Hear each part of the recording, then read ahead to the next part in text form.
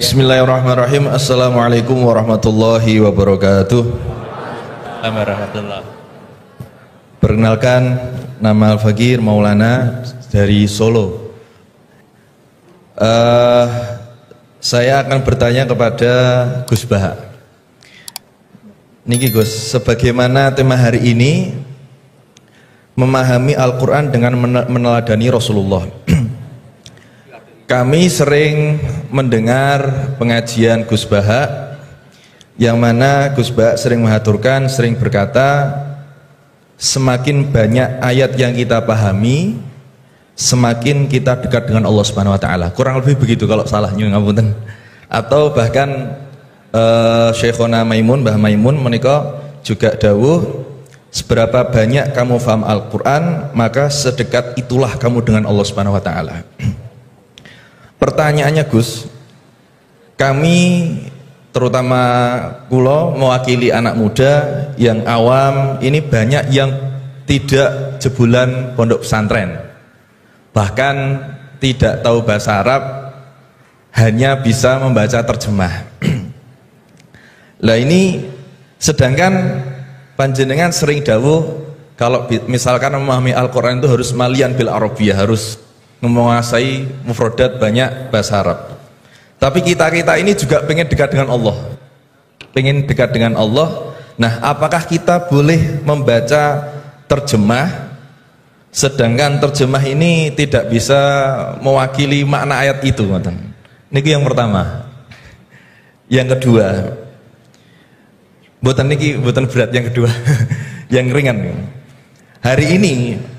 Hari-hari ini lagi viral berita seorang Gus.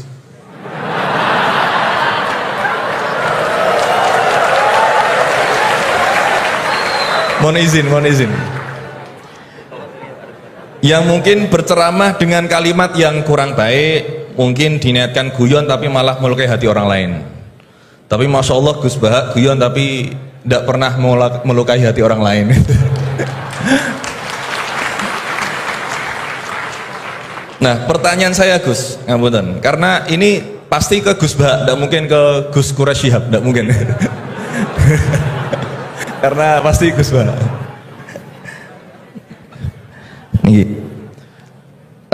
Sebenarnya sejarah panggilan Gus ini seperti apa gitu? Apakah hanya dimaknai Gus ini adalah anaknya Kiai terus dipanggil Gus, atau bahkan mantunya Kiai saja, kalau jenengan katanya Gus naturalisasi gitu. Atau Gus swasta atau apa itu, atau bahkan bukan siapa-siapa kemudian bisa dipanggil Gus, sehingga misalkan kita sekarang bisa ini berlomba-lomba menjadi Gus bareng-bareng, jadi pokoknya lomba-lomba. Nah, dan apakah ini hanya di Jawa saja? Karena di Madura juga kami sering mendengar ada panggilan Lora. Lah ini sejarahnya sebenarnya apa gitu loh. Apakah juga kalau sudah menjadi kiai tidak bisa menjadi Gus lagi? Atau kalau sudah menjadi Gus tidak bisa naik menjadi kiai? Gitu ya. Itu pertanyaan yang kedua saya. Dan nyuwun sewu, di zaman Rasulullah itu apakah putranya Rasulullah juga dipanggil Gus? Kan juga tidak kan.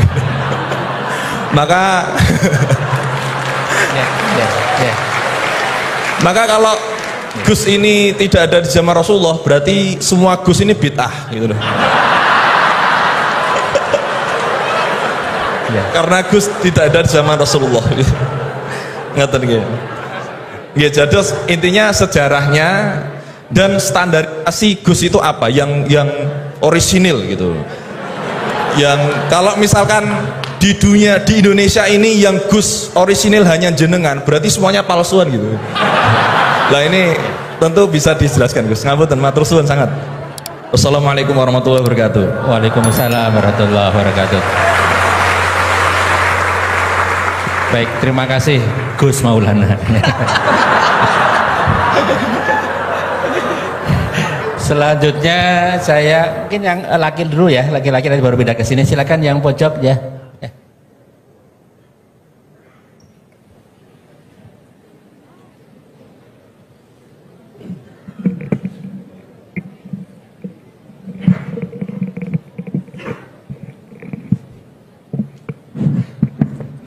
Assalamualaikum warahmatullahi wabarakatuh. Waalaikumsalam warahmatullahi. Terima kasih Pak Rektor atas kesempatannya. Yang saya hormati Gus Baha, Prof. Quraisy. Saya Jamaluddin Ghaffur dari Fakultas Hukum UII. Ingin bertanya ke Prof. Quraisy dan Gus Baha. Saya sering mendengar salah satu isi pengajian dari Gus Baha itu bahwa fatwa dalam hukum sosial itu tidak pernah jelas begitu. Artinya ulama pasti akan berbeda gitu ya. Nah, kami kebetulan di Fakultas Hukum Gus seringkali ditanya orang juga gitu ya, soal bagaimana hukum sesuatu. Dan dalam konteks hukum memang teorinya dan pendapatnya juga beragam gitu ya. Nah, kadangkala permintaan pendapat itu tidak hanya sekedar untuk diskusi, tapi bahkan sampai menentukan nasib orang gitu. Ini dihukum atau tidak. Nah, sehingga mohon penjelasan dari Gus Baha dan Prof. Quraisy kira-kira bagaimana panduan dalam Islam di tengah keragaman pendapat fatwa itu dalam kita memberikan pendapat atau keterangan-keterangan tentang hukum-hukum tertentu yang memang secara ilmu itu sangat beragam. Terima kasih. Assalamualaikum warahmatullahi wabarakatuh. Waalaikumsalam warahmatullahi wabarakatuh. Mohon izin Gus Baha dan Quraisy, ini 4 atau 2 dulu aja ya, nanti baru kita lanjutkan biar nggak lupa ya. Ya, yang pertama Gus Baha, ini dari Gus Maulana tadi. Ini pertanyaannya, kan banyak yang tidak jebolan pesantren tapi pengen dekat sama Allah, boleh nggak baca terjemahan kira-kira gitu. Yang kedua tadi standar Gus yang orisinal, yang orisinal ya. Kemudian yang kedua dari ini Gus Ghafur. Ini dosen dari Eva, ini untuk Prof. Quraisy dan Gus Baha. Ini panduan untuk memberikan pendapat hukum kira-kira gitu kan. Karena ada dosen hukum yang saksi ahli, ada yang ahli menjadi saksi. Jadi bedanya. Mohon berkenan dari Gus Baha ya. Ini yang provokatif dulu itu ya.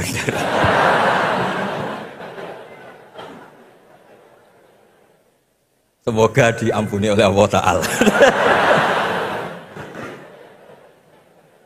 Begini, satu itu saya tidak medsosan, tapi ya dengar-dengar laporan macam-macam lah tentang sekian pihak itu. Begini, saya cerita ini biar sampean tahu bahwa Pak Rektor ngundang saya ini tidak salah. Kan? Memang benar-benar pemateri yang baik. Ya kalau kata Nabi Yusuf kan ini hafizun alim, orang harus zikru manaki binafsi, orang boleh cerita kelebihannya asal itu faktual. Begini, suatu saat, ini cerita di kitab Ihya, suatu saat Nabi Musa itu sholat istisqa, itu doa apa saja itu sudah dipakai, nggak mandi, Nabi Musa nggak mandi, tetap nggak mandi. Kata Allah, inna fihim namaman, di komunitas anda yang ikut sholat itu ada yang tukang adu-adu, namam, provokator. Maka kamu doa kayak apa tetap tidak akan saya ijabahi. Nabi Musa, ya gampang Gusti, tunjukkan orang itu siapa, nanti saya usir dari majelis.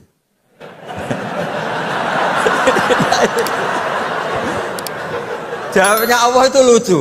Saya ini orang yang mengharamkan namam, mengharamkan namimah. Kalau saya menunjuk orang itu berarti saya juga namam. Intinya itu Allah terus mengabaikan sekian peristiwa namam. Jadi kalau pertanyaan provokatif terus kayak gitu tuh mesti diabaikan oleh Allah Ta'ala. Karena nanti repot itu. Repot. Memang saya termasuk Gus yang asli itu jelas kalau itu.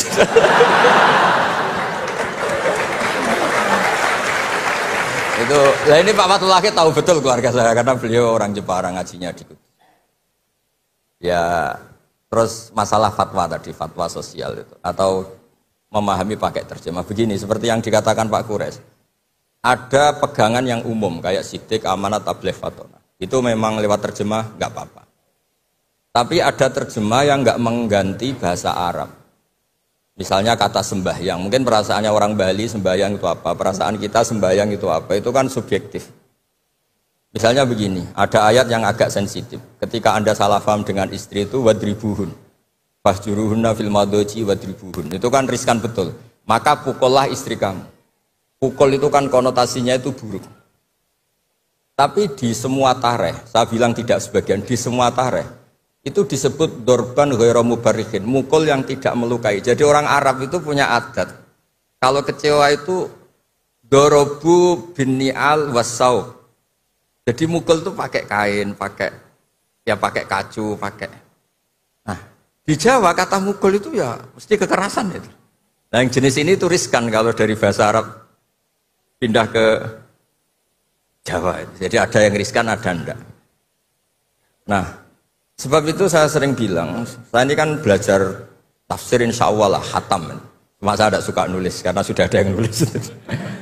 Karena saya nulis tetap saja dianggap top Pak Kures, jadi tidak usah nulis lah, sudah ada.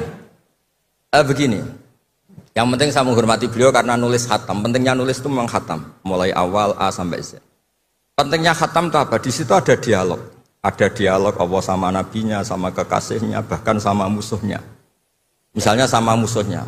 Itu Nabi Musa masih dibilangi sama Allah, faqula lahu qawlan layyinan. Ini penting saya utarakan. Nah, suatu saat Harun ar-Rasyid ini didatangi ustadz, mungkin ustadz yang amatir lah, masih latihan ustadz, jadi masih ekstrim itu. Ya Amirul Mukminin, ini nasihun lak, famusyaddidun alaika, fala tajidanna fi nafsika aliyya syai'an. Ya sampai latihan bahasa Arab nanti Pak Rektor. Bukan Anda, Gus naturalisasi tadi, Anda. Saya akan memberi nasihat engkau, kemudian cara nasihat saya itu musyaddid, ekstrim. Maka jangan kamu anggap serius. Maksudnya jangan penjarakan saya ketika saya nasihat ke kamu ini kasar. Jawabnya Harun ar-Rasyid itu langsung bilang gini. Bilang ya jahil, ini karena Arab. Orang Arab itu kalau ngomong jahil itu tidak sekasar yang kamu bayangkan, karena makanya bahasa Arab itu susah. Saya itu, ini cerita ke Pak Kures, ini curhat, bukan cerita mufti, curhat. Kiai Jawa kalau maknani wailak waihak itu ciloko kue. Padahal sering Nabi itu kalau kecewa sama seseorang bilang wailak sama waihak. Nah, akhirnya santri tanya, lo katanya Nabi itu halus sopan santun kok ngendikan wailak waihak, yang artinya itu celaka kamu. Ada orang tanya Nabi dan orang itu tidak paham. Nabi ngendikan apa? Sakilat ka umuk. Cek siale mbokmu dhe anak kue. Diterangkan enggak paham. Tapi sarah-sarah kayak kitab Irsyadus Sari itu bilang gini. Kalimatu tarohumin wa talatufin. Ini kalimat yang orang Arab tuh merasa dekat sehingga bilang wailak waihak. Tapi Kiai Jawa tetap saja maknani ciloko. Masalahnya di konteks itu yang dawuh itu Kanjeng. Nah, saya ngendikan ini orang Solo ini kan juga apa-apa. Kayak bakat gitu aja terus orang gitu. Nah, yang seperti ini nggak bisa dipindah ke terjemah. Dan itu saya teliti dari sekian tradisi. Ya tadi kayak wadribuhun. Makanya terus ulama nyusuli dorban ghairu mubarrihin. Mukul tapi tidak melukai. Karena orang Arab itu biasa kecewa mukul pakai peci. Tapi kalau orang Jawa nggak berbayang mukul. Kedua misalnya contoh mahar. Orang Arab kalau masih mahar itu banyak. Karena jumlah bahar banyak, kemudian setelah suami istri hubungan intim, setelah dicerai itu kadang kepikiran ngambil, karena maharnya misalnya alpat, 1 miliar, gedung. Sehingga harus ada pelarangan mengambil ulang mahar. Wa in aradtum istibdala zawji makana zawji wa ataitum isdahunna qintaran fala ta'khudhu minhu syai'a. Atakhudunahu buhtana wa itsmam mubina. Terus wa kaifa ta'khuduna? Mahar yang sudah kamu kasihkan jangan kamu tarik lagi. Wong kamu sudah hubungan suami istri kok maharnya ditarik lagi. Jangan. Kenapa ada kata jangan ambil lagi? Karena maharnya itu alpat, gedung, uang 1 miliar. Dulu Pak Rektor ketika nikah itu seperangkat alat sholat, gak dilarang juga gak akan diambil itu. Artinya gini, gak mungkin andikan Quran turun di Indonesia ada kata fala ta'khudhu minhu syai'a. 100.000 seperangkat alat. Saya jadi kiai itu sampai bosan karena tiap nikahkan tuh maharnya seperangkat alat. Itu kalau sudah nikah 10 tahun bentuknya sudah kayak apa ya? Itu nggak usah Allah repot-repot bilang jangan ambil lagi, jangan ambil lagi. Nah, itu kondisi yang antara kita dan tradisi Arab itu beda. Dan saya belajar tafsir sampai segitunya, makanya nggak salah lah kalau saya diundang itu nggak salah. Maksud saya yang naturalisasi tadi ya tidak usah diundang gitu loh maksudnya. Kalau nggak memenuhi kualifikasi tafsir loh ya. Ya karena kalau nggak memenuhi kualifikasi apa tafsir. Tapi jangan terus ngundang saya terus, tidak mau juga saya. Nah tadi yang pertanyaannya Pak dosen Pak Ghafur tadi. Nanti Pak Kores nambahin. Hukum sosial itu memang nggak pernah mengikat di semua sisi ya, karena memang patokannya itu begini. Saya ambilkan contoh di Quran ya, karena ini memang tema tafsir. Di hal-hal sosial itu kekasihnya Allah pun didhawuhi Allah begini. Wa in adri la'allahu fitnatul lakum wa mata'un wilakhin. Wa ma adri ma yuf'alu bi wala bikum. Jadi Nabi misalnya mau perang, misalnya perang apa itu, Allah terus bilang, Muhammad kamu tenang saja, pasti menang. Enggak. Karena kalau dibilang begitu, nanti kendilnya Nabi atau keberanian Nabi dikirakan ada jaminan. Tetap. Sehingga nyuwun sewu Nabi juga pernah mengalami perang menang di Badar, pernah mengalami kalah di Uhud. Jadi di bab-bab sosial itu memang Allah membiarkan hukum sosial yang berjalan. Sampai Ibnu Khaldun ngendikan begini, saya masih ingat betul dan itu saya pegang. Nabi sebagai Nabi itu kena aturan hukum sosial. Meskipun beliau punya mukjizat kayak apa, ketemu orang harus santun, ketemu anak kecil harus sayang, ketemu orang sepuh harus hormat. Andai kan Nabi bisa terbang ke langit sekalipun, Mi'raj, tapi ketemu anak kecil nampar, ketemu orang sepuh ngeludahi, tetap gak diterima oleh publik. Walaupun tafadzun ghalidul qalbi lan faddu min khaliq. Betapa pentingnya tata krama sosial. Kata Ibnu Khaldun, hadza Rasulullah man uyyida bil kauni kulli. Ini Rasulullah orang yang di backup sekian alam raya. Tapi sekali melanggar tata krama sosial, tetap lan faddu min khaliq. Orang akan bubar. Sampai ngegoskan saya, sekarang tak pisoi. Wah Gus apa Gus kok mison, mesti langsung gitu. Nah coba misalnya sekarang, nyon sewu, saya ngeludahi Pak Rektor, langsung dipecat ya. Artinya tatanan sosial, meskipun saya keramat. Makanya kata Ibnu Khaldun, hadza Rasulullah man uyyida bil kauni kulli law syaa. Ini Rasulullah orang yang bisa mengendalikan alam raya karena kekasih Allah. Itu saja kena aturan walau kunta faddan ghalidal qalbi lan faddu min khawlik. Kalau engkau salah tatanan sosial Muhammad, orang akan bubar. Nah maksudnya gini Pak dosen, kalau tatanan sosial gini, saya pernah ditanya oleh dekan Fakultas Kedokteran pas ada diskusi dengan ya tadi orang-orang medis, misalnya begini, itu misalnya nyun sewu, tapi gak usah dijiwai, gak usah kamu, udah dilupakan saja gak apa. Menyembuhkan orang koma itu baik apa tidak baik. Tapi misalnya orang ini kalau sembuh pasti bunuh lagi, pasti merkosa lagi. Terus kita gimana? Ngasih makan juga sama. Orang miskin nggak bisa makan, nggak bisa apa-apa, nggak bisa makan, nggak bisa apa-apa. Berkahnya nggak bisa makan, nggak bisa apa-apa, dia tidak nyuri, tidak bunuh, tidak merkosa. Dan orang ini kalau sehat lagi akan begitu lagi. Wajib ngasih makan dah. Itu mesti orang itu, weh, kasihlah kemanusiaan. Satu, jangan nanti kumat lagi. Jadi hukum sosial itu mesti mindsetnya ulama itu beda-beda. Saya sering matur ke Pak Quraisy, saya itu pernah kata santri saya pernah katanya diundang ke Malaysia juga pernah katanya diundang ke Maroko. Saya bilang sudah yang kelas-kelas internasional Pak Quraisy saya ada usah. Kenapa? Jawabnya sederhana. Nanti kalau saya sering keluar negeri, terus semua kiai seneng keluar negeri, terus yang ngulang pondok saya siapa? Terus gue iling-ilingan nak neng dunia ono kiai desa sing alim, kata satu maksudnya kiai desa tapi mau kitab ya cek bener rofa nasab. Tapi saya seneng sama kiai-kiai yang keluar negeri karena ini mewakili syiar. Saya seneng sama UI karena syiar gini. Tapi saya jangan disuruh jadi kiai di UI. Nanti gajinya tetap. Kalau kiai kan sering dapat gaji min khaisul layah tasib. Kayaknya jumlahnya banyak saya Mas. Jadi yang hukum-hukum sosial tuh biarlah alam yang. Ya sudah setuju ya. Oh ya pokoknya gitu. Halo guys, jangan lupa like, subscribe, and share. Oke guys.